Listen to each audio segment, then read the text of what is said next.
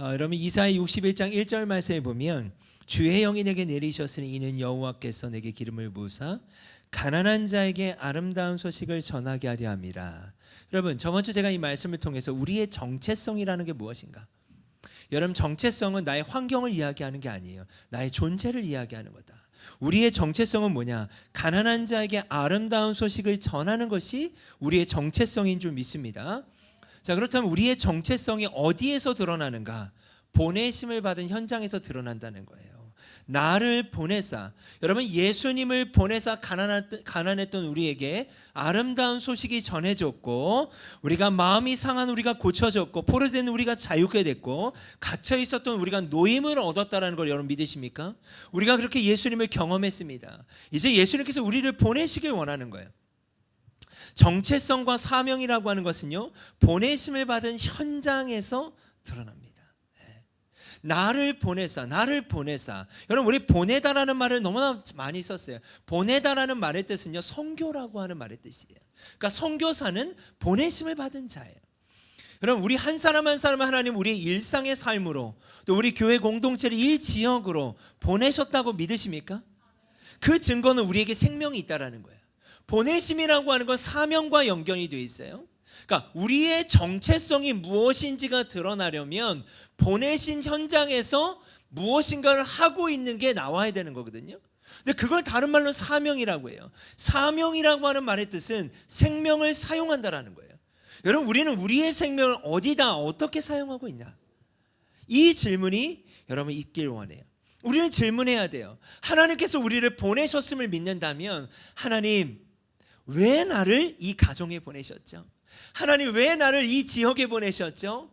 하나님 왜 저를 이 캠퍼스와 직장과 도시 가운데 보내셨죠? 그 보내심의 이유를 질문하는 시즌이 지금 우리 공동체의 시즌인 줄 믿습니다. 그래서 이 도시의 필요가 무엇인지를 리서치했고, 또 우리 공동체가 어떻게 함께 할 수 있는지를 몸부림치며 우리가 이 캠페인들을 하고 있는 거예요.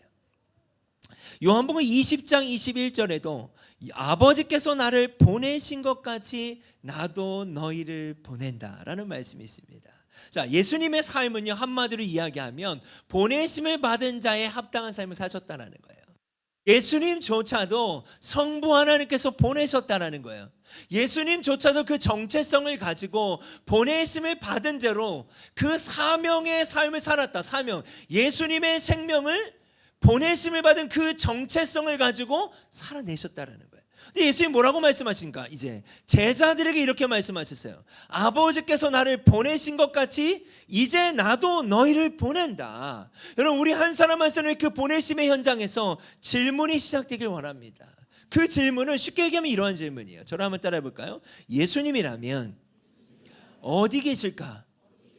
예수님이라면 어떻게 하실까? 여러분 이 질문을 하는 순간 우리의 마음이 어떻게 될까요? 우리 알아요. 나의 가정에 예수님이라면 어떻게 하실까? 여러분 이거 저에게도 해당된 질문이죠. 이 도시에 예수님은 어디 계실까?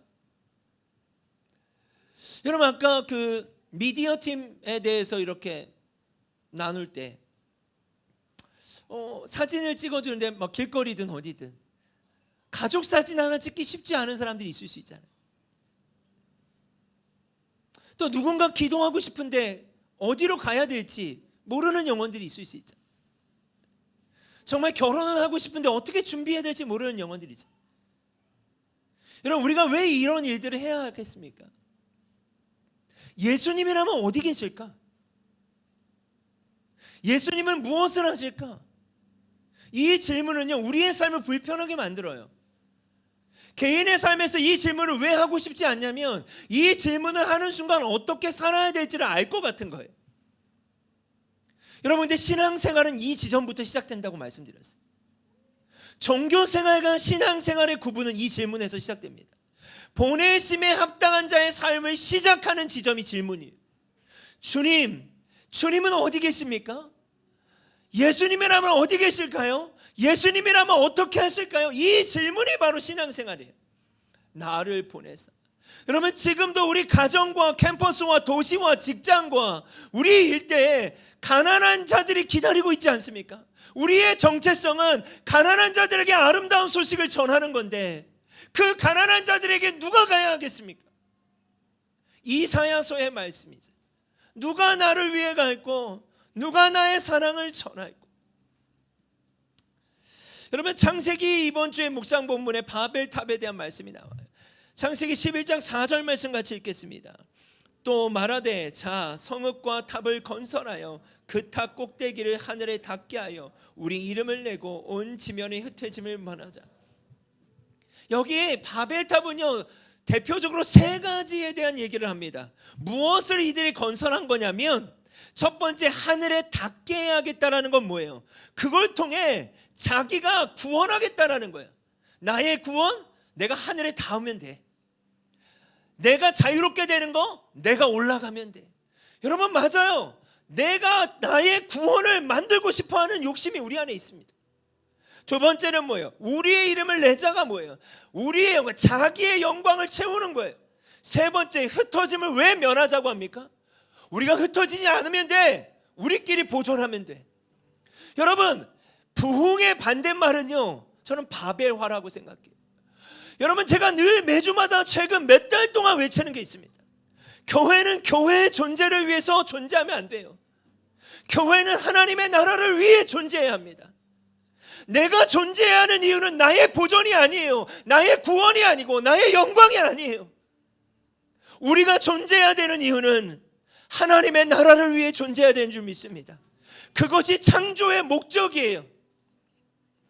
창세기 1장 27절과 28절 말씀이 있겠습니다. 하나님이 자기 형상 곧 하나님의 형상대로 사람을 창조하시되 남자와 여자를 창조하시고 하나님이 그들에게 복을 주시며 하나님이 그들에게 이르시되 생육하고 번성하여 땅에 충만하라. 땅을 정복하라. 바다의 물고기와 하늘의 새와 땅에 움직이는 모든 생물을. 여러분, 우린 존재에 대한 질문을 해야 돼요. 과연 나는 바벨탑을 쌓고 있는가? 아니면 하나님이 말씀하신 이 피조 세계에 아직도 가난한 자, 주님을 알지 못하는 자들을 향해 나아가고 있는가? 여러분, 이게 우리를 창조하신 목적이라니까요. 우리가 존재해야 되는 목적이에요. 지금 나에게 무엇이 필요하고 나는 뭐고가 아니라 그 이전에 우리의 창조의 존재가 뭐냐는 거예요. 여러분, 우리의 존재, 이 존재를 잃어버리지 않았으면 좋겠습니다. 제가 2주 전에 양화진을 다녀왔어요. 양화진을 갈 때마다 묘들을 자세히 보거든요. 이 묘가 저에게 좀 들어왔습니다. 그리고 유업이라는 단어가 생각났어요. 제가 이번 주 금요일 날 100년이 넘은 교회에서 제가 이제 집회를 인도했는데 강사 대기실 가니까 이렇게 막 사진들이 있더라고요. 그거 보는데 경건해지더라고요. 그래서 제가 이렇게 집회를 인도할 때 성도님들한테 그랬어요. 부럽다고. 제가 교회를 개척해 보니까 유업이라고 하는 건 시간이 필요하다고. 100년이라는 시간이 너무 부럽다고 제가 그랬거든요. 근데 제가 집회를 마치고 그냥 집에 가고 싶지 않았어요. 좀 기도하고 싶었어요. 그래서 기도하는데 하나님 저에게 이런 마음을 주셨어요. 상인아, 움직이는 교회에 유업이 없지 않아. 한국 교회의 유업이 움직이는 교회의 유업이야. 왜? 우리가 공교회를 믿기 때문입니다. 그리고 제가 2주 전에 갔던 묘들의 사진들을 다시 보기 시작했어요. 여러분, 제가 오늘 소개하고 싶은 묘는요, 여러분 아마 처음 들어보는 선교사님일 거예요. 웰본이라는 선교사님. 저도 처음 봤어요. 근데 이 묘를 자세히 보면 양쪽에 자녀들의 묘예요. 자, 오른쪽에 웰본, 합이라고 하는 첫째 아들이에요. 태어나자마자 여러분 얼마 되지 않고 죽었어요. 그리고 이쪽에 있는 자녀는 막내 딸이에요.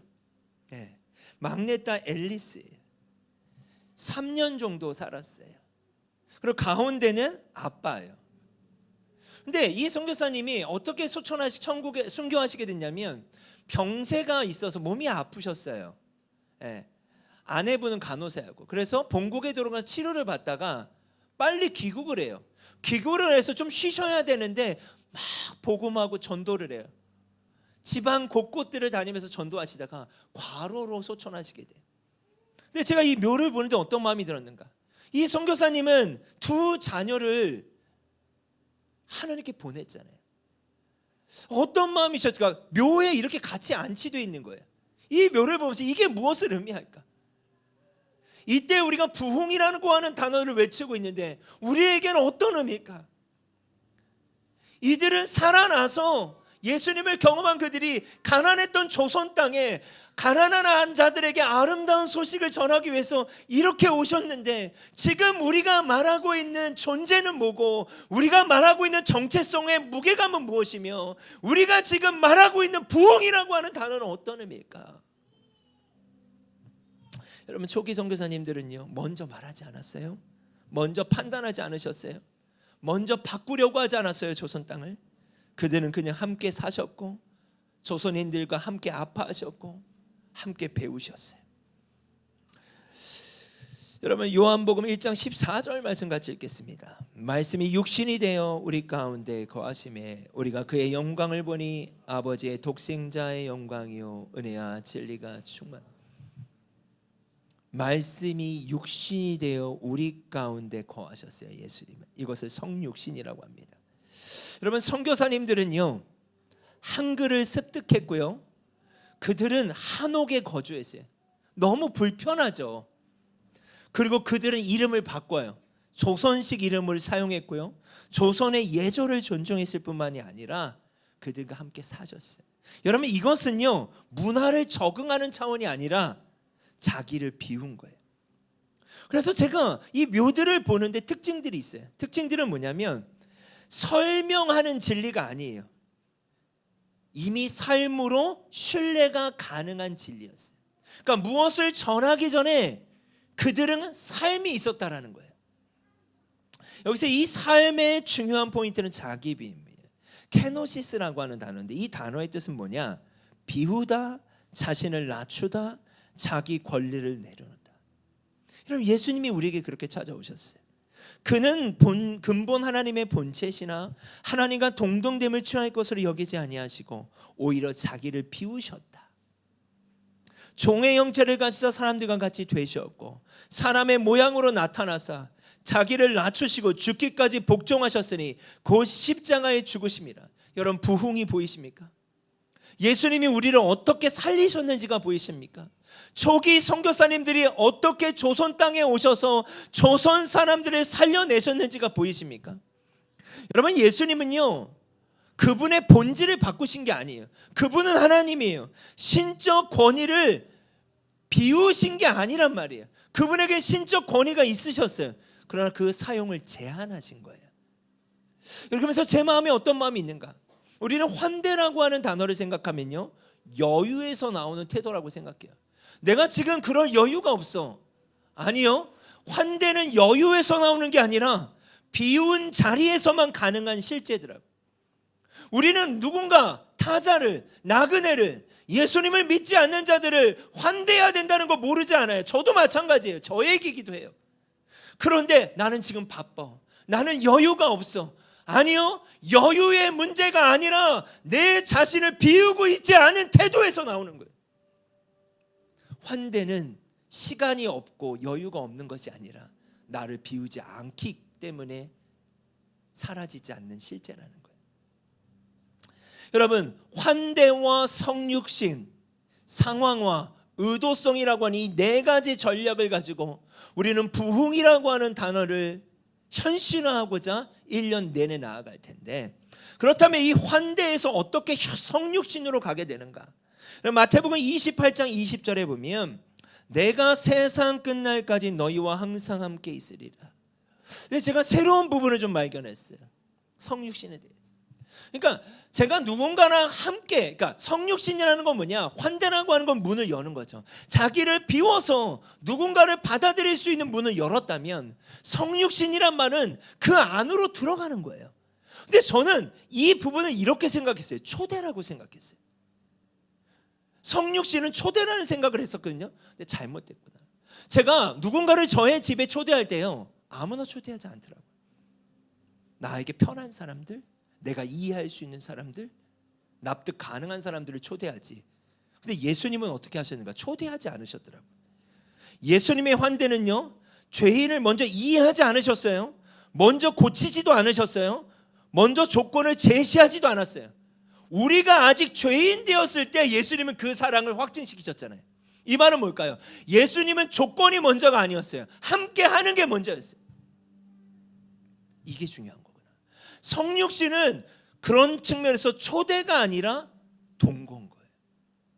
여러분, 이게 가능할까요? 자기를 비우는 것이 환대예요. 여유에서 나오는 게 아니라, 여유가 아니라 비우지 않으면 환대는 시작되지 않습니다. 비웠어요.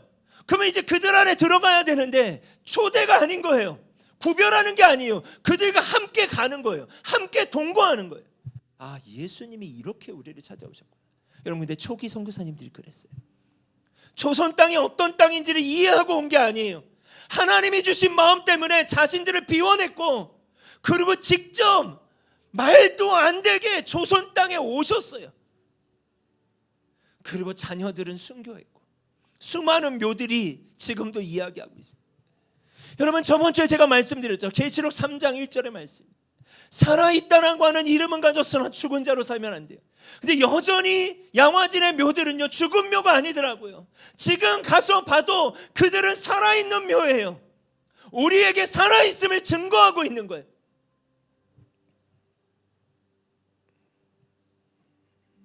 성육신에서 이제 어떻게 상황화로 넘어가는가? 사람의 모양으로 나타나사 자기를 낮추시고 죽기까지 복종하셨대. 여러분, 환대는요, 자기를 비운 공간에서 문이 열리는 것이고, 그렇죠? 성육신은 그 안으로 들어가서 함께 하는 거예요. 초대하는 게 아니에요. 그냥 그들 안에 들어가는 거예요. 그 다음 상황화가 뭐예요? 들어간 상황에서 이제 함께 살아가는 거예요. 그들의 언어를 이루고, 선교사님들이 언어를 알고 왔을까요? 언어를 배웠고, 한옥에 살았고, 이름을 바꾸고, 이게 상황화예요. 근데 여러분, 잘못 생각하면 안 돼요. 상황화는 타협이 아니에요. 고린도전서 9장 19절 말씀에 보면, 내가 모든 사람에게서 자유하나, 사도 바울이 얘기해요. 스스로 모든 사람에게 종이 된 것은 더 많은 사람을 얻고자 합니다. 우리가 상황화를 잘못 이해하면 그들처럼 된다? 그들이 하는 행동처럼 똑같이 한다? 아니요. 거룩한 은혜의 관계를 유지하는 거예요. 무엇 때문에? 의도성 때문이에요. 상황화와 의도성은 매우 중요한 단어예요. 우리가 왜 그들처럼 되느냐? 그들과 같이 머무느냐? 그러나 그들 안에 거룩한 은혜의 관계로 구별됨을 존재하고, 그럼 우리가 불편하죠. 그러나 의도성을 생각하고 복종하는 거예요. 복종이라고 하는 단어 여러분 아시잖아요. 순종과 복종은 다르잖아요. 순종은 내가 이해되는 측면에서 할 수 있는 게 순종이에요. 복종은 그렇지 않아도 나를 굴복시키는 거예요. 왜요? 의도성 때문이에요. 그 의도성을 전제하고 상황화는 시작되는 거예요. 여러분, 그렇다면 이 상황화에서 의도성을 어떻게 넘어가는가? 여러분, 초기 선교사님들은 먼저 함께 살고 먼저 신뢰를 쌓았어요. 그 다음에 복음을 말했어요. 저는 이 순서가 되게 중요하다고 생각해요. 고린도서 9장 16절 말씀 같이 읽겠습니다. 내가 복음을 전할지라도 자랑할 것이 없으면 내가 부득불 할림이라. 만일 복음을 전하지 아니하면 내게 화가 있을 것이로다. 내가 그렇게 믿음이 없는 자에게는 그런 거와 같이 상황화를 했던 이유는 뭐예요? 복음이 전해지게 하기 위해서였다라는 거예요. 이 의도성을 전제하고, 내가 옷이 맞지 않지만, 그렇다고 그들과 똑같이 하지 않지만 그들 안에 들어가서 복종하고 있는 거예요. 왜요? 의도성 때문에. 인자가 온 것은 잃어버린 자를 찾아 구원하려 합니다. 여러분, 예수님이 이 땅 가운데 오신 이유는 뭘까요? 의도성이에요. 그 모든 것을, 수치와 배신과 고통을 감당하신 이유는 뭘까요? 의도성 때문이에요. 의도성. 여러분, 의도성이란 복음의 중심을 끝까지 포기하지 않는 방향성이에요. 그래서 저는 이 말을 꼭 나누고 싶었어요. 도착점에 대한 충성이다. 예를 들어서 상황화는 이런 것과 같아요. 우리와 믿지 않는 자들을 연결하고는 다리라고 생각한다면, 다리를 건너갔어요. 근데 문제는 뭐예요? 그리고 끝나버리는 거예요. 의도성을 상실해버린 거예요. 자, 그래서 그런 측면에서 상황화만 있으면 어떤 일들이 일어나는가? 공감은 하죠. 그래, 이들을 이해하자, 이들과 함께하자. 여러분, 대부분 이 지점에서 마친다라는 거예요. 무슨 문화사역이라고 얘기하고 뭐라고 이야기하고 믿지 않는 자하고 함께한다고 이야기하는데 공감까지는 하는데 결단이 없어지는 거예요. 왜요? 의도성을 상실한 거예요. 도착점에 대한 충성을 잃어버린 거예요. 방향성을 상실해버린 거예요. 근데 의도성만 있으면 또 안 돼요. 결단은 있으나 사랑이 사라져요. 제가 전도회 현장에서 정말 많이 봤어요. 그들이 상황화를 안 해요. 제가 홍대에 있을 때 너무나 많이 봤어요. 와서 길거리에서 막 찬양하고 선포하는 건 좋은데 의도성만 있는 것 같은 거예요. 공감이 없어. 거기에 영혼들하고 같이 얘기 하나 하지 않아요. 우리 할 거 끝났다. 됐어, 이제 가자. 저는 홍대에 살았잖아요. 이거 뭐 하는 거지? 네. 가장 메인 거리에서 한 30명쯤 와가지고 막 주님을 찬양하고 막 취함하고 기도해요. 좋아요. 하늘을 향해 선포하고 땅을 향해 선포하는 거 좋아요. 근데 의도성만 있는 거예요. 공감이 없는 거예요. 지금 술 취해서 지나가는 사람들하고 아무 상관도 없어. 관심도 없어. 오늘 내가 할 거 한 거예요, 그들은. 그것도 하나님이 또 필요한 일이라고 저는 생각은 하지만 우리 공동체가 나아가고자 하는 지점은 뭐냐? 의도성이 상황화 안에 있어야 된다는 거예요. 상황화, 의도성. 여러분, 이 네 가지를 정리하면 올해 리바이벌이라고 하는 이 단어, 살아나서 살려내는 공동체라고 하는 건 이 네 가지의 지점을 통해서 우리가 실천하길 원해요. 캠페인이 됐든 SC가 됐든 우리 개인의 삶이 됐든 우리의 일상교회가 됐든 오늘 정리하면 환대라는 건 뭐예요? 자기 비움의 공간이에요. 여러분, 여유를 말하지 마세요. 비우지 않아서 공간이 없는 거지 여유가 없어서 공간이 없는 건 아니에요. 여러분, 자기 비움의 공간에서 문은 열려진다고 믿습니다. 아멘. 두 번째, 성육신은 저도 잘못 생각했어요. 그들 안에 들어가기 위해서 그들을 초대하는 거라고. 아니요. 조건이 아니라 그들과 함께하는 일이더라고요. 이해가 아니라 함께가 먼저더라고요. 마태복음 28장 주님 이렇게 말씀하세요. 내가 세상 끝날까지 너희와 함께하겠다. 이 말씀이 이제 너무 새롭게 들리는 거예요. 그렇구나. 조건으로 주님이 지금 나와 함께하고 계시지 않구나. 나를 이해해서 함께하는 게 아니구나. 함께하기로 결정하셨기 때문에 지금 함께하고 계시는구나. 그러면 상황화는 타협이 아니라 거룩한 복종이에요. 문이 열렸다면, 그들 안에 들어가 함께했다면 이제 그들을 이해해야 하는 시간이 있어요. 그 이해는 나를 복종시켜야 가능한 거예요. 그렇게 초기의 선교사님들은 살아내셨어요. 그 복음이 여기까지 오게 된 거예요. 움직이는 교회 유업이 저는 초기 선교사님들의 유업이 되기를 원합니다. 어떠한 전문성이 아니었어요. 은사가 아니었어요. 특별함이 아니었어요. 사랑이었더라고요. 의도성, 도착점에 대한 충성이에요. 그 충성은 뭐예요? 복음을 드러내는 시간이에요. 여러분, 이 시간들이 우리에게 있기를 원합니다. 마태복음 13장 31절과 32절 말씀 같이 읽겠습니다. 또 비유를 들어 이르시되 천국은 마치 사람이 자기 밭에 갖다 심은 겨자씨 하나에 같으니 인 모든 씨보다 작은 것이로되 자란 후에는 풀보다 커서 나무가 되매 공중의 새들이 와서 그 가지에 이렇게 작대요. 여러분 잘 아시지만 겨자씨는 정말 작거든요. 근데 자라면 2m가 넘고 그늘도 생기고 새들도 깃든대요. 여러분, 무엇인가 이 시즌에 큰 일을 해야 된다는 잘못된 생각을 하지 마세요. 은사도 다르고 달란트도 달라요. 그러나 제가 나누고 싶은 건 뭐냐? 우리 모두는 그렇게 살아야 돼요. 그게 우리의 존재 이유고 정체성이에요. 많고 큰 일, 뭐 대단한 일이 아니라 성령이 여러분에게 감동함을 주시는 일들, 그것이 겨자씨 하나님이 어떻습니까? 하나님 나라가 그렇대요. 중요한 건 심겨져야죠. 심겨진다는 건 뭐예요? 순종하는 거예요. 그 순종의 스타트 지점은 환대예요. 지금 우리 안에 이 일을 경험하길 원한다면 환대부터 시작하는 거예요. 환대, 그 다음 뭐예요? 성육신, 그 다음 상황망, 그 다음 의도성. 이 네 단계를 통해 가정 안에 실천되기를 원하고, 개인의 삶에 실천되기를 원하고, 우리 공동체가 이 도시 안에 물결들을 통해 실천되길 원해요. 여러분, 누군가가 여유가 있어서 지금 이 캠페인들을 할까요? 전 그런 생각이 들었어요. 네. 어제도 우리 소연 목사님이 이제 그 뭐죠? 이름이 캠페인 이름이 뭐죠? 기빙홈을 다녀왔는데 너무 좋았대요. 네. 여유가 있어서 그걸 하는 걸까요? 그리고 이제 개척교회 사모님들을 초대할 거래요. 여유가 있어서 그분들을 초대할 수 있는 걸까요? 청년들이 자기들의 재정들을 깨트리면서 여유가 아니라 그 지점을 비운 거예요. 런닝을 하면서 이 도시를 중보하면서 뛰겠대요. 여유가 있어서 그런 걸까요?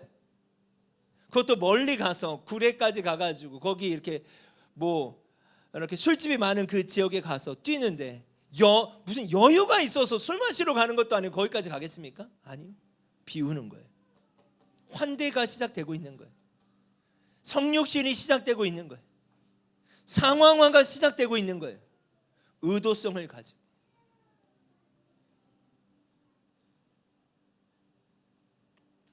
여러분, 저는 겨자씨 하나를 심겨지고 있다고 믿습니다. 이런 일을 통해서 무슨 일이 일어나겠어? 여러분, 그런 생각하지 마세요. 그리고 여러분, 관찰자가 되지 마세요. 관찰자가 아니라 동참하는 예배자가 되기를 원합니다.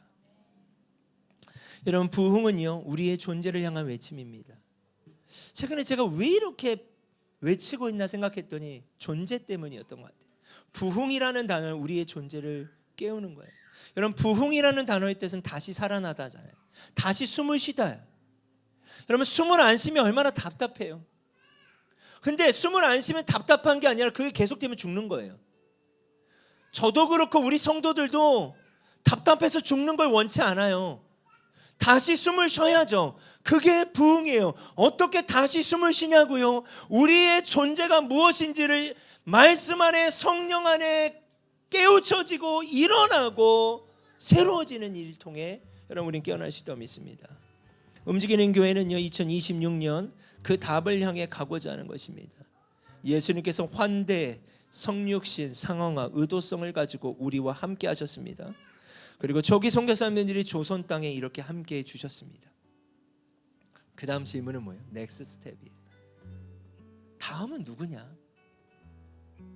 이제 주님이 우리에게 말씀하시는 거예요. 내가 너를 보내노라. 이렇게 이사야 61장 말씀입니다. 가난한 자들에게 아름다운 소식을 전하라. 나를 보내사. 주님이 보내셨어요. 제가 여러분이 삶을 살고 있는 삶에 살 수 없잖아요. 여러분이 저의 삶을 살 수 없듯이 각자의 보내신 현장이 우리가 살아내야 될 부흥의 현장인 줄 믿습니다. 교회의 영원성과 연속성 가운데 이제 우리의 차례가 왔습니다. 전 이 문장을 많이 고민하면서 썼어요. 여러분, 하나님의 나라와 교회는 영원한 줄 믿으십니까? 영원함이라고 하는 건 연속성이 있는 거예요. 정말 맞더라고요. 양화진에 가니까 그 연속성이 지금까지 와 있는 거예요. 근데 그 연속성이 계속된 이유는 교회가 영원한 걸 믿고 하나님 나라가 영원한 걸 믿고 누군가가 환대했고 성육신했고 상황화했고 의도성을 가지고 복음을 전했기 때문에 이 연속성이 끊어지지 않은 거예요. 근데 그 지점이 지금 여러분에게 와 있어요. 여러분이 시작해야 되지 않겠습니까? 우리가 시작해야 되지 않겠습니까? 여러분, 정말 이 시즌에 지금 나누고 있는 이 메시지를 여러분 무슨 프로젝트로 절대 이해하시면 안 돼요. 바자회쯤 하나 하는 프로젝트 이런 거 아니에요. 우리의 구원의 문제예요. 제가 말씀드렸잖아요. 이렇게 살아가는 게 우리의 구원을 이루는 거예요. 이 지점에서 나는 누구인가? 나는 어떻게 살아야만 하는가? 여러분, 바벨탑을 쌓지 마세요. 바벨탑이 아니에요. 부흥인 줄 믿습니다. 같이 찬양합시다.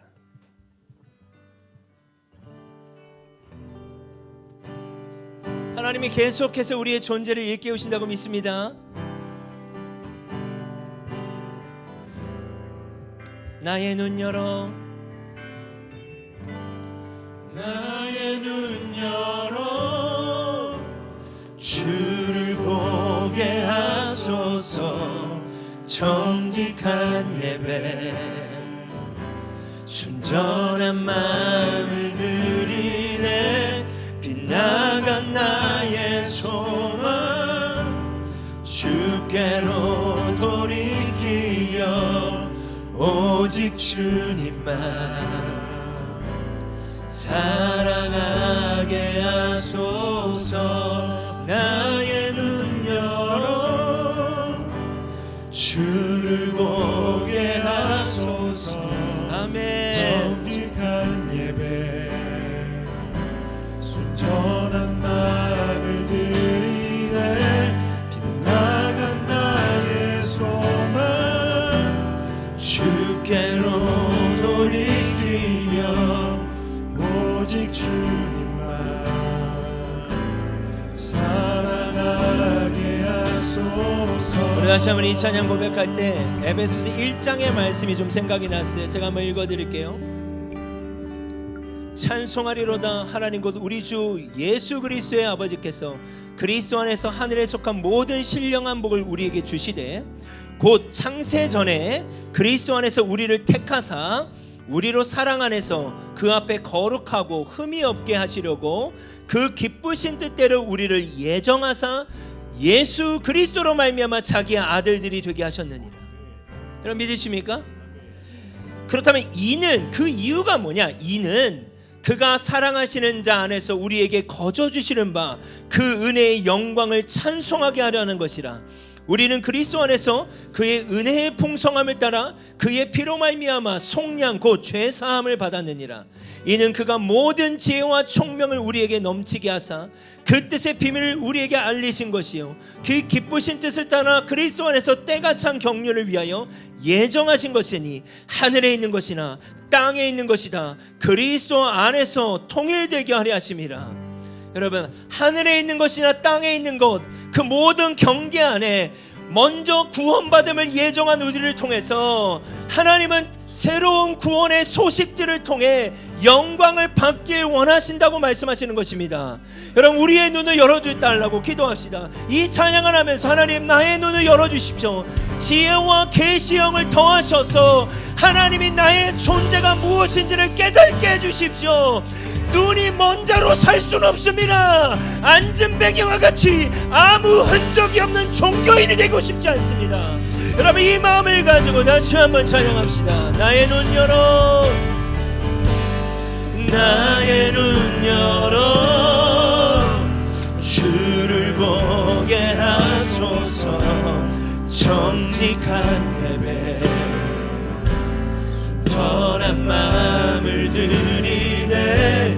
빗나간 나의 소망 주께로 돌이키어 오직 주님만 사랑하게 하소서. 영과 진리로 영과 진리로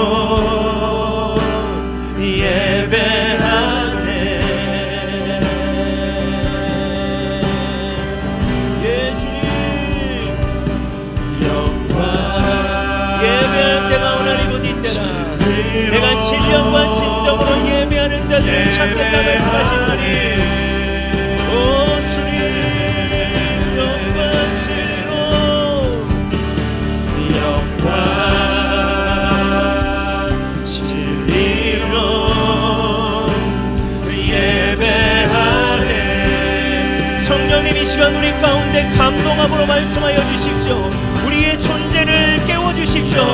나는 누구이고 나는 어떻게 살아야 하는 게 맞는지 바벨탑을 쌓지 않게 하여 주십시오. 주님, 나의 눈 열어 주를 보게 하여 주십시오. 주님, 나의 눈 열어 주를 보게 하소서. 정직한 예배 아멘 순전한 말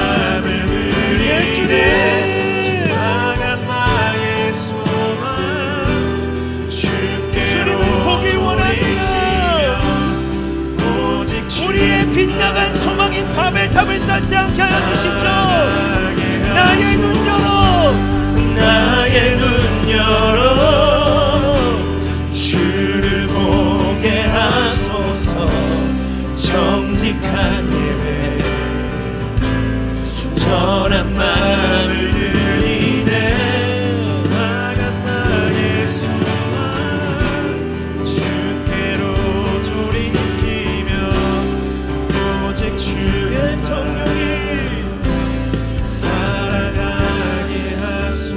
여러분 이 시간 함께 기도할 때 나의 구원, 자기 구원과 자기의 영광과 자기의 보존의 바벨탑이 아니라 하나님 환대의 공간을 개척하고 예수님이 우리를 사랑하신 것처럼 사랑하여 하는 가난한 자들에게 아름다운 소식을 전하기 위해 보내심을 받은 대로 살 수 있는 우리의 눈을 열어주십시오.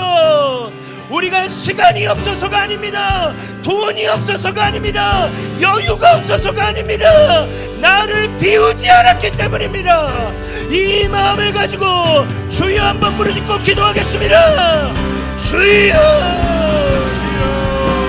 예 주님, 우리의 영혼을 깨워주십시오. 이거는 사실입니다 주님. 이것은 말씀입니다 주님.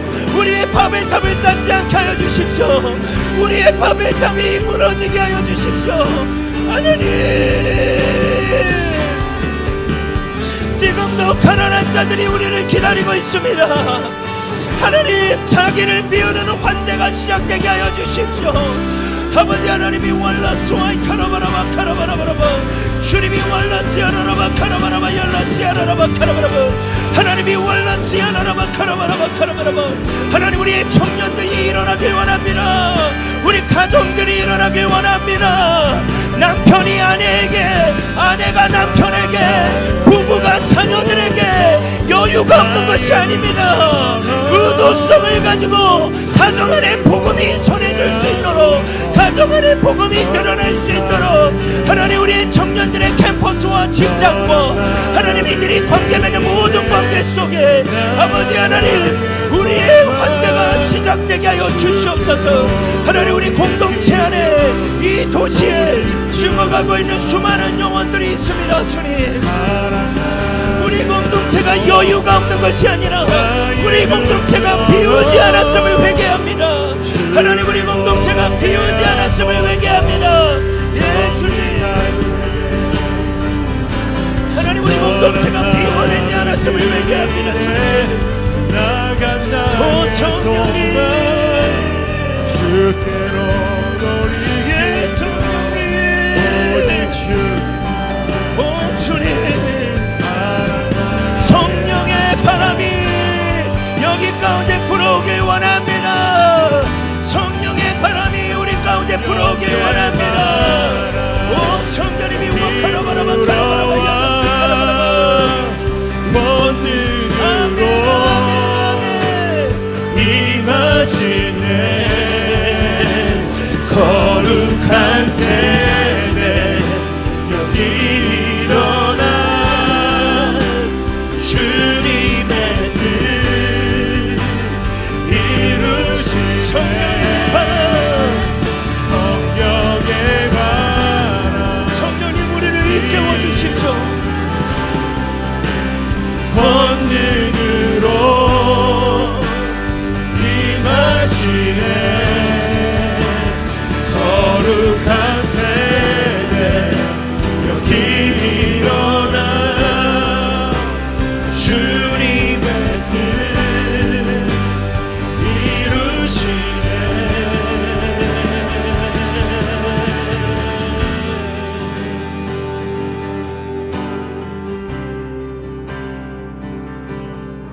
하나님, 우리가 안 된다라고 생각하는 여유가 없고 또 나는 그들 가운데 들어가고 싶지 않고 상황화하고 싶지 않은, 복종하고 싶지 않은 우리의 무덤과도 같은 우리의 상태들이 있습니다 주님. 그러나 이제 그 무덤의 문을 열어주십시오.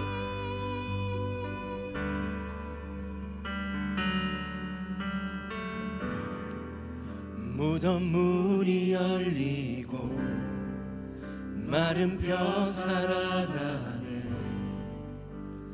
주로 인해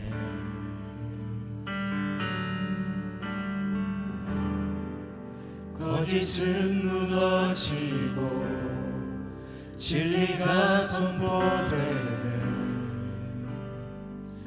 이곳에 무덤 문이 열리고 무덤 문이 열리고 마른 뼈 살아 하나님 환대가 시작되길 원합니다. 주로 성육신이 시작되길 원합니다. 상황화가 시작되길 원합니다. 거짓은 무너지고 복음이 드러나길 원합니다.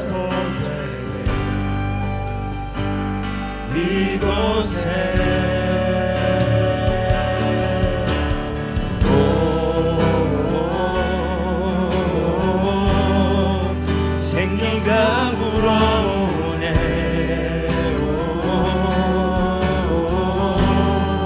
성령이 일하시네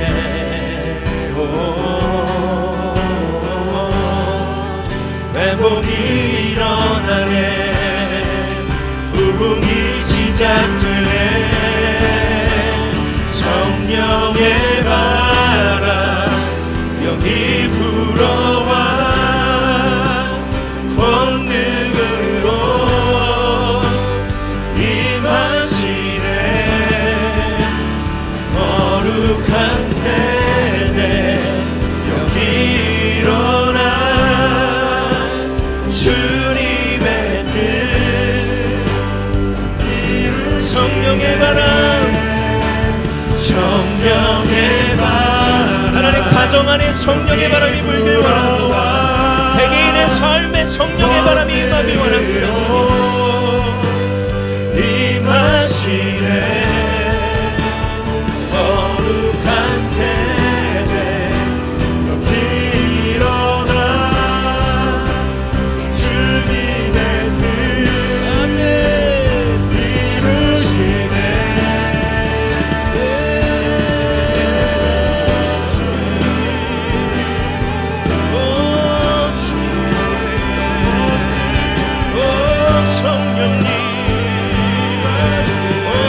성령님 하나님 우리의 영혼을 깨워주십시오. 아벨탑을 쌓지 않길 원합니다. 하나님 창세기에 말씀하셨던 생육하고 번성하며 땅에 충만하며 모든 것을 다스리라고 말씀하셨던 것처럼 하나님 우리 주변에 죽어가고 있는 영혼들을 향해 나아가기를 원합니다. 아버지 하나님이 원로스와의 카라바라바 키르바라바 열로스 카라바라바 예 성령님이여 성령님이여 예 주님 우리의 영혼을 깨우시는 그 주님의 이름을 높여드립니다. 예 주님 하나님 거짓된 우리의 송사진들이 나사렛 예수 그리스도의 이름을 한명 하나님 끊어지고 떠나갈지어다. 오 주님 각자에게 성령께서 말씀하여 주십시오. 내가 해야 할 일들을 말씀하여 주십시오. 하나님 달란트는 대로 한 달란트 받은 자는 한 달란트대로 세 달란트는 세 달란트대로 다섯 달란트는 다섯 달란트대로 열 달란트는 열 달란트로 하나님 이것은 비교가 아닙니다. 각자가 할 수 있는 일들을 해야 하는 것입니다. 오 성령님이 와 카라바라바 카라바라바 주님이 월라스와이 카라바라바 열라스와이 카라바라바라바 아버지 하나님이 월라스와이 카라바라바라바 카라바라바 예 성령님 하나님이 월라스야라라바 카라바라바 열라스와이 카라바라바 아멘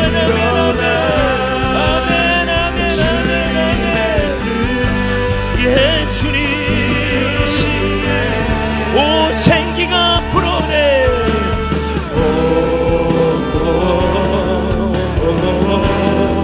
생기가 불어오네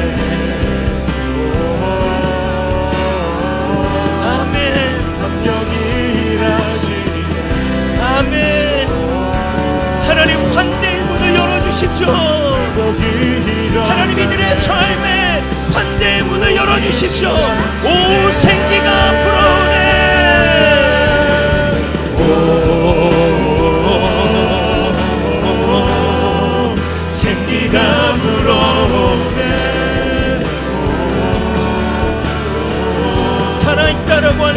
받았으나 하나님 죽은 자로 살길 원치 않습니다. 이기는 자가 되기를 원합니다. 성령님 시작되네. 성령의 바람 여기 불어와 본능으로 임하시네. 거룩한 세대 여기 일어나 주님의 뜻. 아멘. 여러분 이 시간 우리가 마지막으로 한 번 더 기도할 때 요엘서의 말씀이 오순절에 성령이 임한 후에 사도행전 2장에서 성취되었습니다. 도저히 꿈을 꿀 수 없는 상태였고 예수님의 모든 제자들은 예수님을 부인했으며 부활 후에도 예수님 가운데 함께하지 못했고 그들은 낙담하고 쓰러져 있었지만 오직 성령이 그들에게 임했을 때 요엘서의 말씀이 성취됩니다. 자녀들은 예언할 것이요 청년들은 환상을 보고 아비들은 꿈을 꾸리라. 예언할 수 있었던 때가 아닙니다. 환상을 보는 때가 아니었습니다. 꿈을 꿀 수 있는 때가 아니었습니다. 그러나 역사하셨던 내주하셨던 성령님으로 말미암아 다시 한번 꿈을 꾸게 되고 예언을 하게 되며 환상을 보게 된 것들을 봅니다. 이 시간 우리가 마지막으로 기도할 때 하나님이 여러분을 보내셨다면 여러분을 통한 계획이 있으십니다. 그 숨겨진 계획들이 성령 안에서 선포되어지기를 원합니다. 우리 이 시간 마지막으로 주여 한번 부르짖고 기도하겠습니다. 주여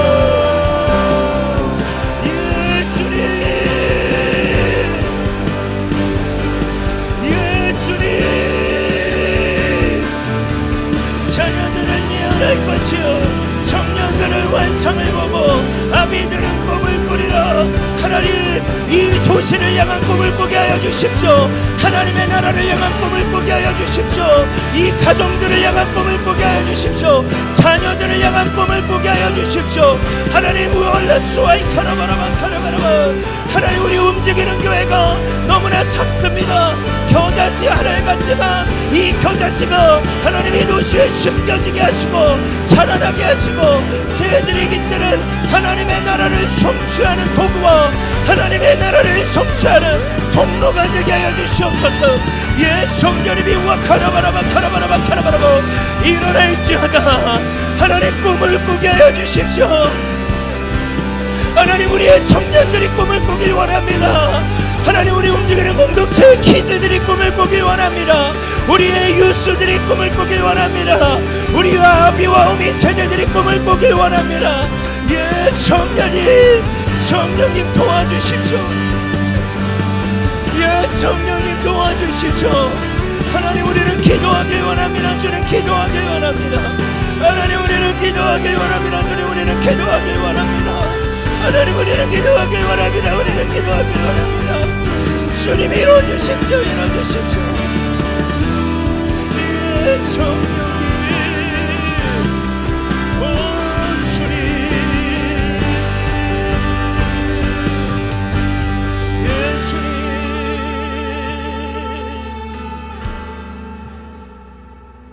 예 주님 예 성령님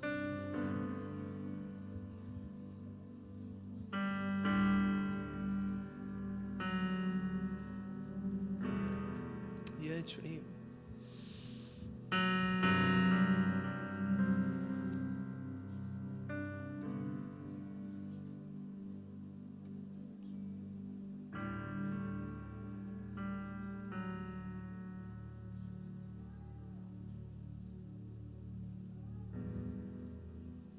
하나님 감사합니다. 우리 안에 부흥이 시작되기를 원합니다. 살아나서 더 건강하게 살아나서 살려내는 자로 살길 원합니다. 환대가 시작되기를 원합니다. 초대가 아니라 함께하는 성육신이 시작되기를 원합니다. 타협이 아니라 의도성을 전제한 복종이 시작되기를 원합니다. 복음이 드러나는 의도성이 또한 우리의 삶에 시작되기를 원합니다. 그 문을 우리가 열 수가 없습니다. 그러나 오직 성령님이 우리 가운데 함께 하시고 성령으로 말미암아 우리를 녹화하고 계시는 그 성령의 음성이 우리의 문을 열 수 있는 줄 믿습니다. 지금 우리 성도들의 삶이 다 다릅니다. 때로는 너무나 버겁습니다. 지쳐 있을 수 있습니다. 어떠한 상황이 있는지 주님은 아시지만 그럼에도 우리의 정체성은 정체성입니다. 우리의 생명은 정체성을 위해 사용돼야 합니다. 하나님, 각자의 분량에 맞게 감동을 주시고 시작하여 주십시오. 이것이 우리의 구원을 이루어가는 삶이라고 확신합니다. 이제는 부흥의 씨앗이 되어서 이 땅 가운데 오셨고 복종하셨고 십자가의 죽으심으로 그 사랑을 확정하신 예수 그리스도의 은혜와 하나님의 놀라우신 사랑하심과 성령의 내주 교통하심이 환대와 성육신과 상황화와 의도성을 통해 부흥을 경험하기를 원하는 움직이는 교회의 성도들과 온라인으로 예배하는 우리의 지체들과 또 오늘 처음 교회를 방문하여 함께 예배하는 모든 예배자들 가운데 부흥의 시작과 끝이 되시는 하나님의 충만한 은혜가 함께하기를 간절히 축원합니다.